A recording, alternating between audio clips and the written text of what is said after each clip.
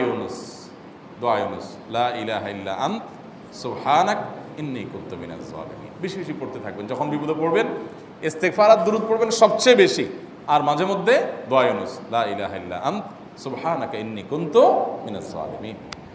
আল্লাহ সুবহানাহু ওয়া তাআলা কোরআনে কারিমে এই দোয়ার পরে বলেছেন ওয়া কাযালিকা নুনজিল মুমিনিন।